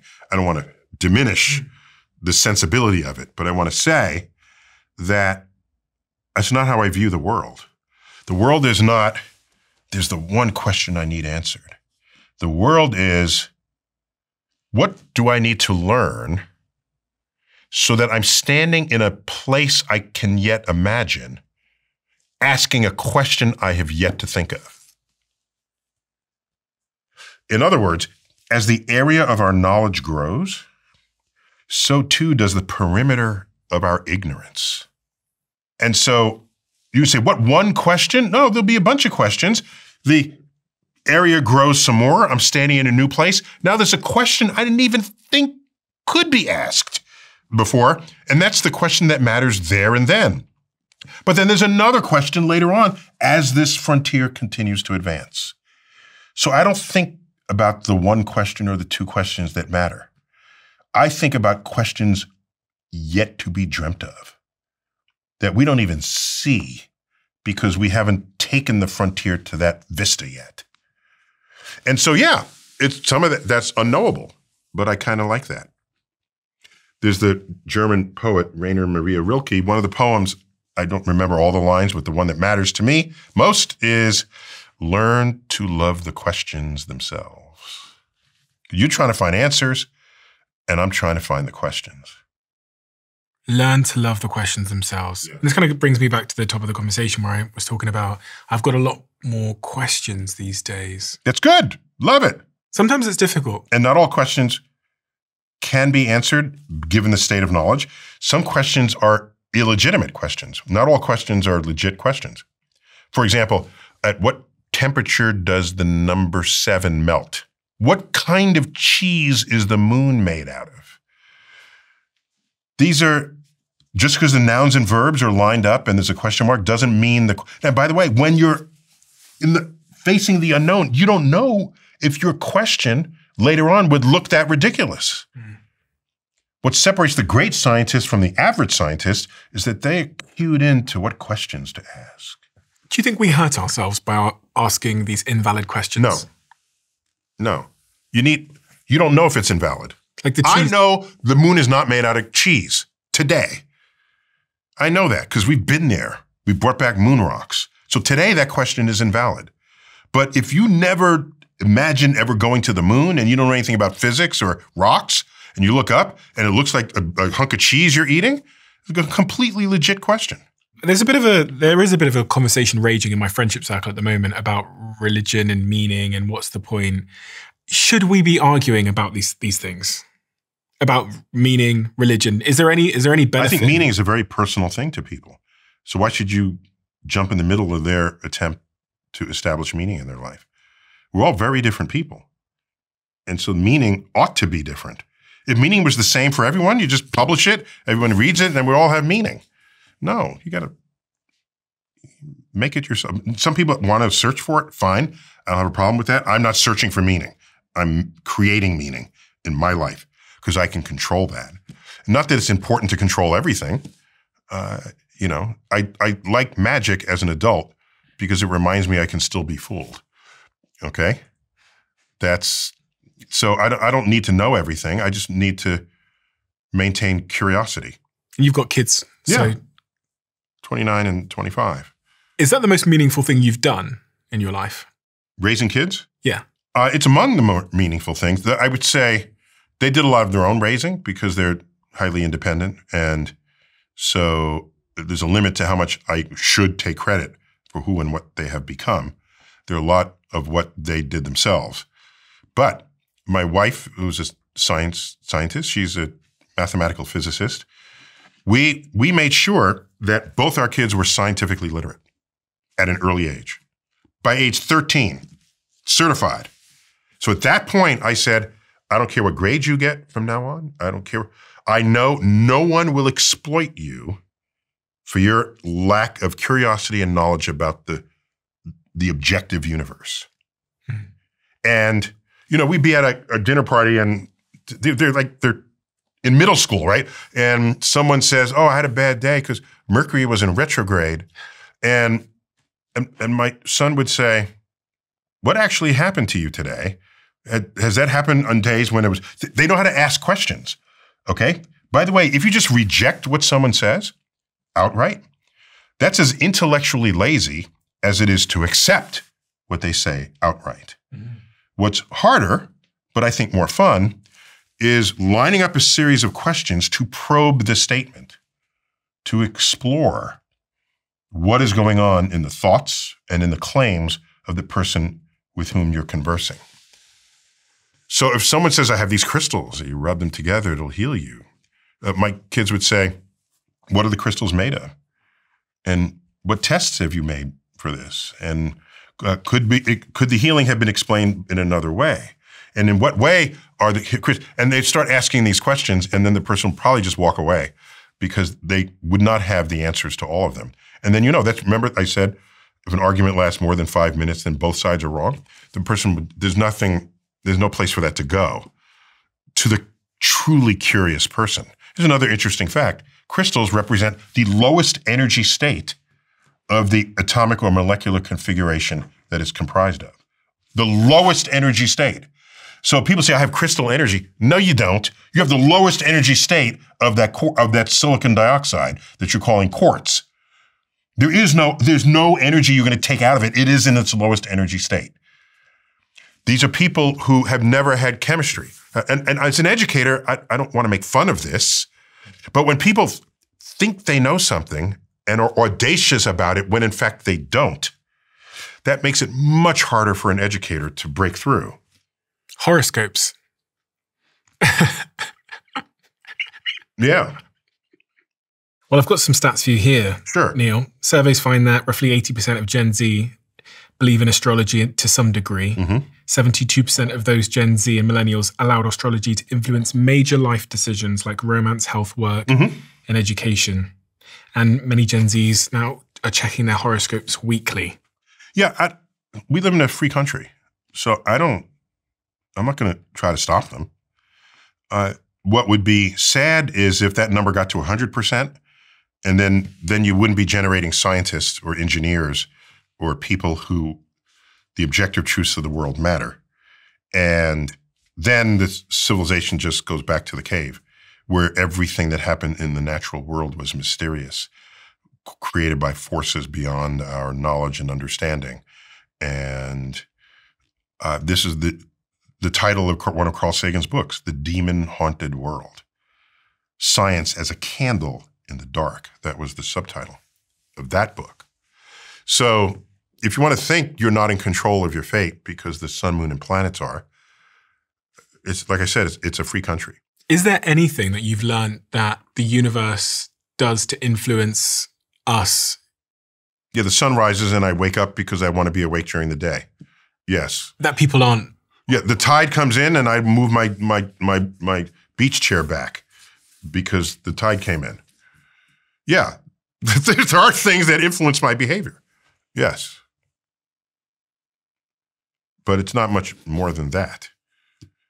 Earth is tipped on its axis, so we have seasons. I buy coats and wear them in the winter. That influences my behavior. What's your star sign? Well, I once had someone take a class of mine at the Hayden Planetarium that I taught on astrophysics, And at the end, she, like the second to last class, she came and said, "Oh, thank you. Thanks for the class. I'm enjoying the class, but I want you to know I'm an astrologer and I'm taking the class so I can cast horoscopes better." So I said, "It's really working for you?" She said, yeah. She said, "For example, what's your horoscope sign?" And I said, "Shouldn't you be able to figure that out?"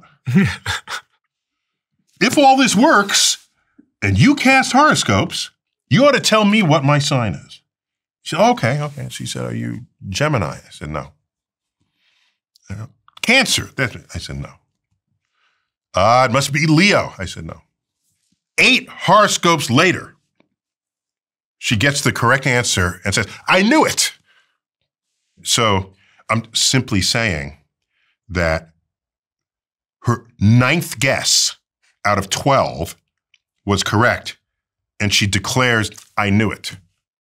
Why do people want to believe in things like this? I think they want the world to still have mysteries, because mysteries are beautiful things. However, the world still has mysteries. They're just different mysteries from whatever there used to be.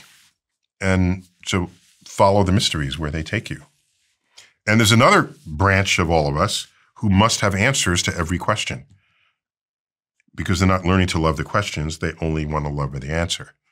So they say, "What was around before the Big Bang?" I said, "I don't know. We got top people. Something had to be around." I said, "I don't know. Must have been God." So there's their answer. Then they're happy. What happens after death? Well, it looks like you rot in the ground, but otherwise, I mean, that's what physics. It's got to be something. Your soul.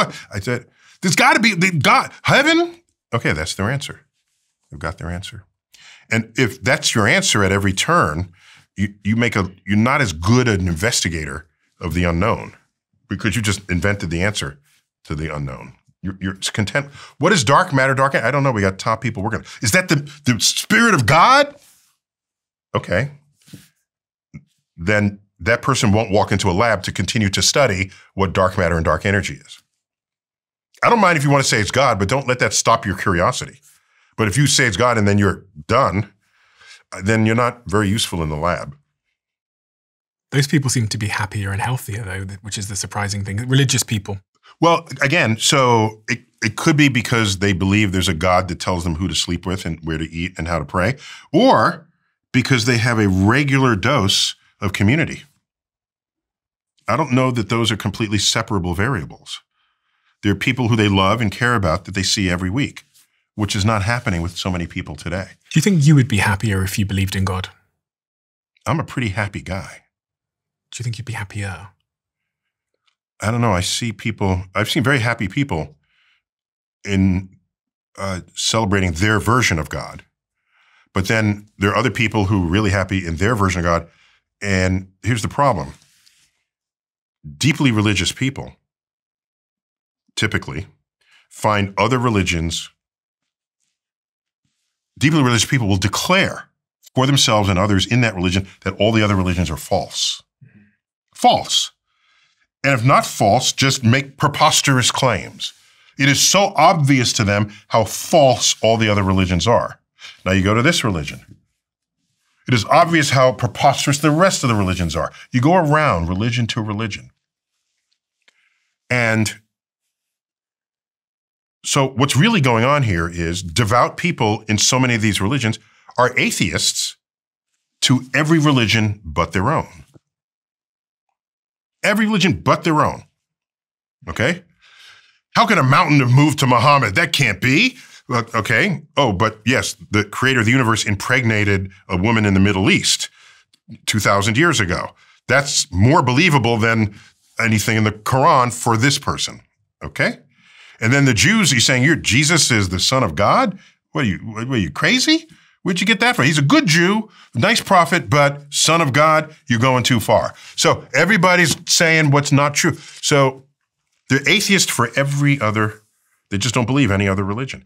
Whereas an actual atheist just has one more religion to that category. It's your religion. The atheist agrees with you that all the other religions are preposterous in their claims. But they also think your religion is preposterous. And people don't accept that. They don't It doesn't land well.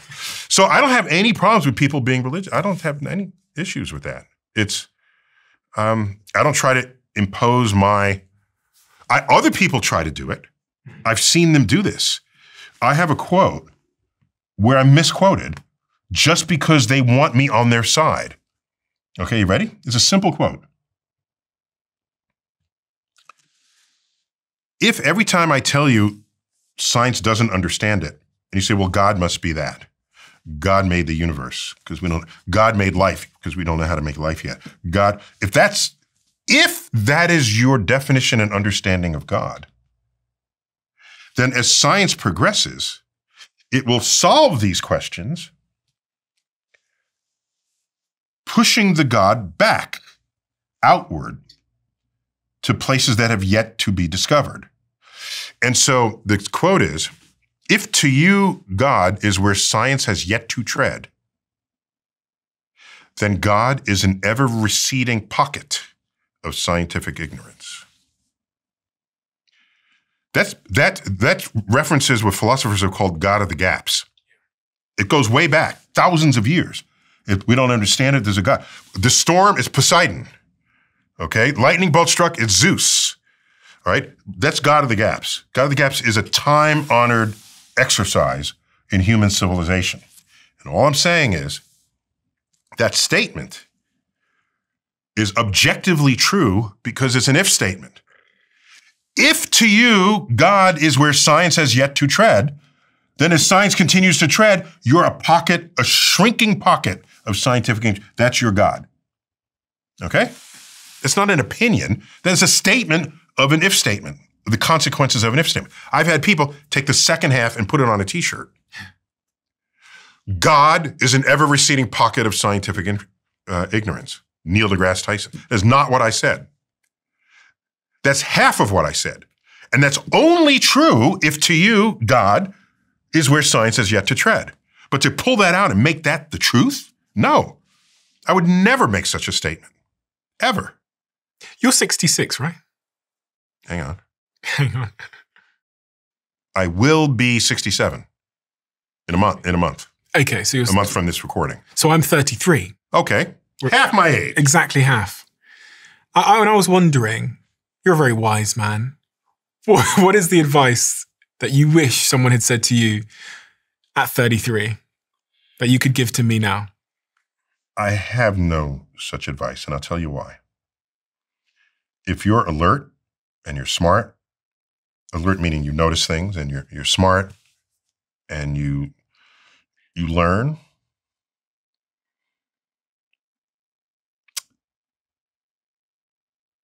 living life itself is the lesson. So a version of what you just asked is, given what you know today, what would you tell yourself if you met yourself when you were 15, 20, 25, 30, whatever? And I said, I wouldn't tell him anything.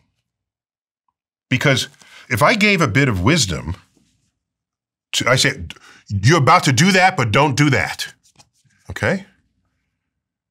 There's no better lesson than doing something and learning that you shouldn't do it. That's the best lesson. We don't live life because there's a list of things that other people said don't do. You're going to explore your life. That's what you're going to do. And some things are great and some things you don't want to do again. Some things you're bad. That's where the wisdom comes from. You earn it. It's the strongest kind of wisdom you can have, provided you learn from a mistake. If you're just an idiot and you just keep making the mistake, my advice for you is don't make the same mistake twice. But you don't need me for that. So you'll make a decision about this podcast or some business decision. And no, it didn't turn out right. Here's a better example of this. You ready? This is a very American kind of story I'm about to tell. Immigrant comes over, back when that was a thing you could do, comes to the United States, and they work hard, very hard working. They first sweep the street in front of a storefront, and then they're in the store and they learn the trade. And then the owner dies and they take over the trade. And they're working hard and they're scrapping and then they buys the adjacent store and they build the thing and then he moves and he lives in a big house and he has kids. Okay? And he says to himself, when I was your age, I had to like scrounge for food and I had to like sweep things. And I want to make sure my kids don't have to do that. I want to make sure they don't have to do that. Okay? So you provide things for them so they don't have to do this. And now they grow up and they're adults and they're deadbeats. They have no motivation. They have no ambition. They have no vision statement because everything got handed to them. And what does the adult say to the kids? Where did I go wrong? I gave you everything I didn't have. That's where they went wrong because they gave the kids everything he didn't have. And what made that person was what they struggled, the decisions they had to make, the decisions they got right, the decisions they got wrong, who they met, how they treated people. This is life experience. And it doesn't come on a bumper sticker. It doesn't come on a, what's the secret? Just like going to someone's home and one of the hosts is actually a trained chef, right? And maybe worked in a restaurant and they prepare this exquisite meal. And you say, this is delicious. What's your secret? Oh, the secret? I went to chef school for 6 years. That's the secret. You're thinking this is one sentence I could tell you and then that'll make everything better. No. Just stay alert, learn new stuff every day, and learn from your mistakes because those lessons are greater than someone just telling you to not do it. Then you have no such life experience to build into the wisdom that you want to acquire in the years to come. My last question for you is, and I hear it. I didn't think you'd ever have a last question.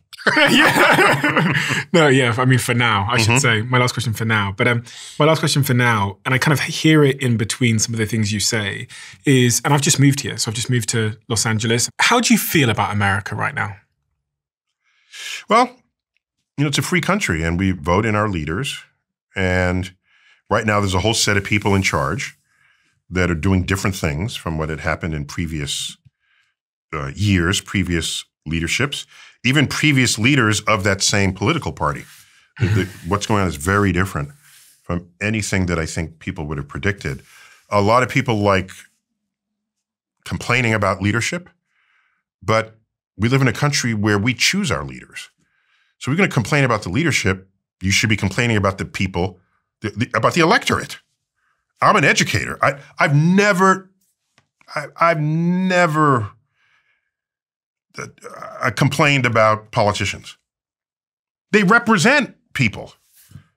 I was once in the Rayburn office building, Washington, D.C., in the science committee's room, beautifully decorated with science art and sculptures and things. One of the members of the science committee back then was a young Earth creationist. Young Earth creationists. Universe created in 6 days, Earth created in 6,000 years, at most 10,000 years. And I knew he was going to be there. And I thought to myself, do I grab him by the lapels and say, what do you think? You're on a science committee. And then I thought, no.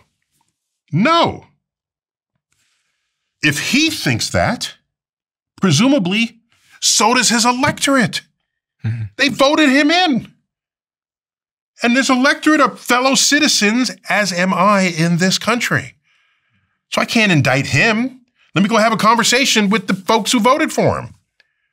I said, why do you think this? And have you considered this? And that's my duty as an educator, not to hit anybody on the head who's in Washington. So do we blame the educators and the media people like, people like me that? No, that's the blame game is, I don't feel that way. My parents, when they showed us the images of the dogs and the water hoses on the protesters in the South, American South, they were never bitter. They said, these people don't know any better. They don't know any differently. We have to talk to them and, teach them. That's very different from saying, holding up your fist, saying, I'm going to fight them because they're my enemy. It's, I want to teach them because they're my fellow citizens. And that's how I feel. So my worry is that there are decisions made that are not in the best interest of the people who voted for those decisions. The longer term implications could be devastating. If you cut basic science feeds engineering, engineering feeds economies.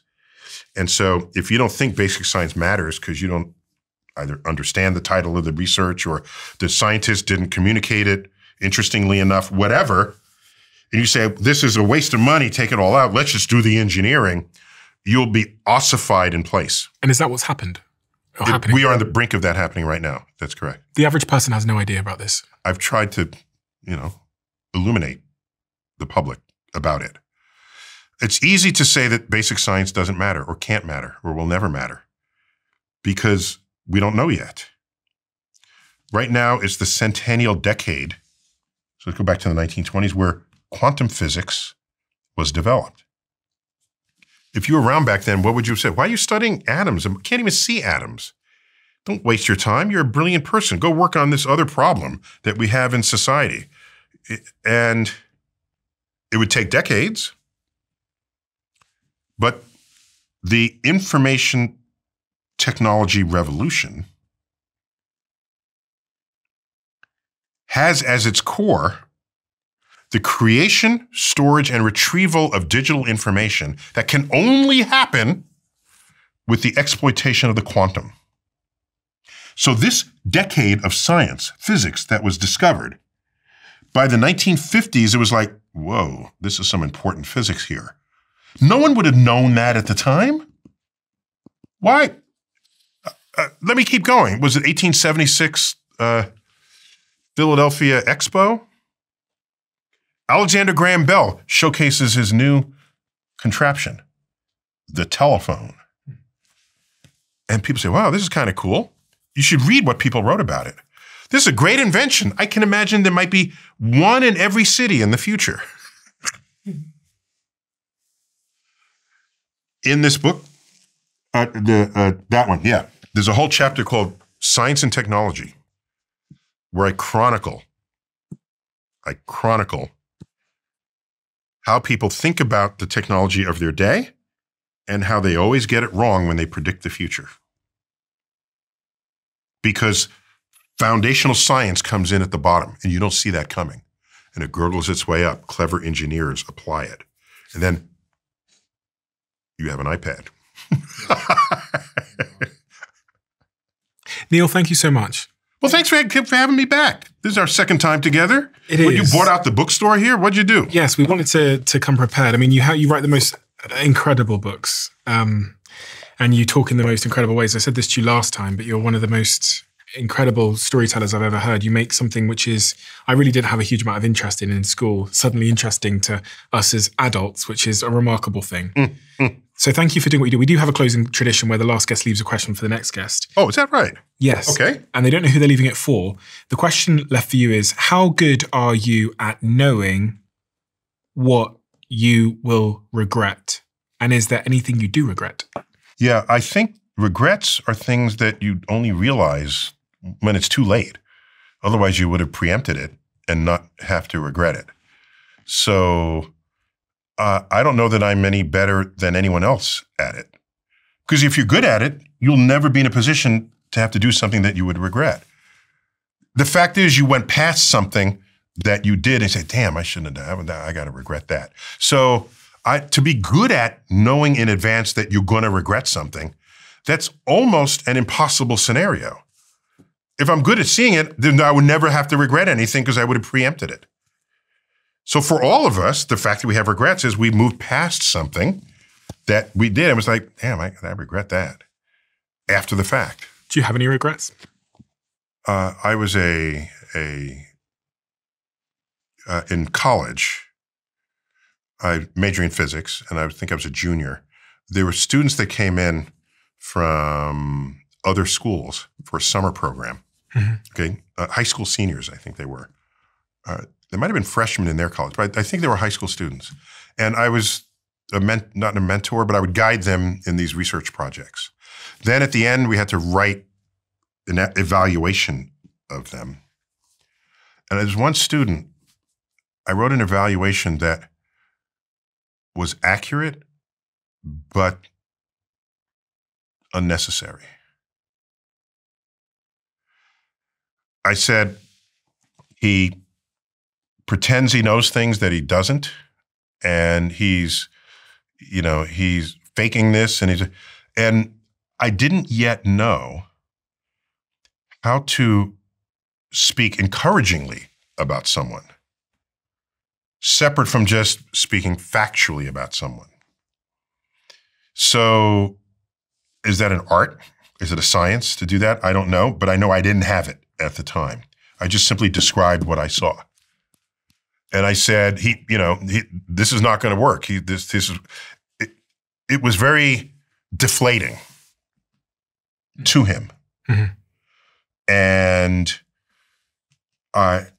considering that at the time I'm majoring in physics at Harvard, he's coming from some high school somewhere, and I'm a Harvard student telling him that, he ain't shit. And I should not have done that. Did he contact you later? No. He might have taken up another field. I don't know.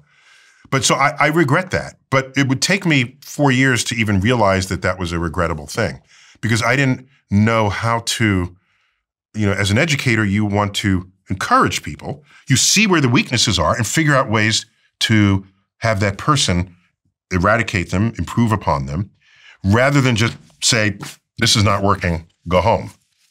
Why so I regret that. And that's probably the thing I regret most in life. Really? Yeah. Because it was, who knows what consequences that has on that person's life. And you remembered that? Oh, yes. Oh, my gosh. Yes. How do you remember that? Because you write it down in his report card or whatever, or his assessment. Time goes on. Does something happen for you to think back to what you wrote? Well, I've written many letters of reference for people, more than I can count. So I think every time I write a letter of reference, I think about how I could have written that letter back then. So that's a regret. And I live with that. I can see you live with it. Yeah. So I think I made up for it. Just in how many people, and there are other people who needed help. And so you find out how they can improve it and advise on that so that everybody lifts up. That's how you make a better world. And it goes back to what you said at the start you wanted on your tombstone, which is certainly something you've already done in droves. More so than I think anybody. So you tell me I can die now? Is that what you just said that? Or you can go on holiday.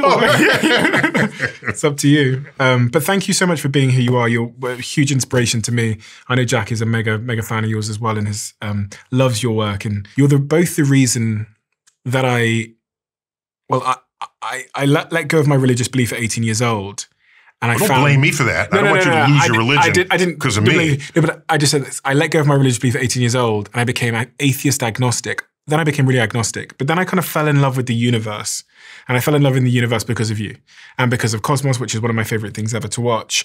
And I found all the curiosity and awe and magic that I needed to find by reading your work and watching the wonderful movies that you've made. So thank you so much for that. Well, the universe is a rich repository of spiritual fulfillment. Yeah. If I may. Yes, to say the least. Yeah. Wow. And your book is exactly that. I highly recommend everybody goes and checks it out. It's out on, I think it's the 21st of October. Oh, yeah. The next installment in Merlin. Yeah, in October. Yeah. I'll link it on the screen. Thank you. Link it below. Highly recommend. It's called Just Visiting This Planet. So I lied before. I can give you some advice. Please. Ready? Yeah. This is 67-year-old advice. Yeah. At no time should you overvalue your own thoughts. You should allow yourself to be humbled daily with new ideas that challenge any or everything that you currently think. That's wisdom, I think. How do I know who I am if I don't hang on to it? Maybe you only are who you are on your deathbed, because then you would have completed your life. You're still you're work in progress. You're 33, so last year when you were 31, you would have lived your billionth second. Okay, and if you lead a healthy life, you should get 3 billion seconds out of it. You get to 93, at least that.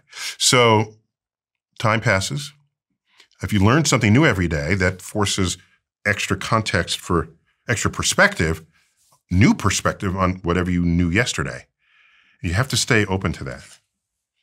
And I read old science books because I watch people's confidence that they had in what they thought they knew. It can be embarrassing in some cases. Yeah. And it's very humbling to look back at people writing about their own world. There's a book from 1899, the guy said, on the sun, and it says, "We've learned so much about the sun in the last 3 years, I had to up the edition of the book I wrote 3 years ago." And I'm saying, you don't know shit about the sun, okay? In 1899, but he's feeling it. He's feeling that joy. And so it keeps me humble on the frontier, on this perimeter of ignorance, because there's way more to discover than anything you've already learned. Maybe that's the antidote and medicine that society needs right now too. I think so, because everybody is running things thinking they know better than everybody else.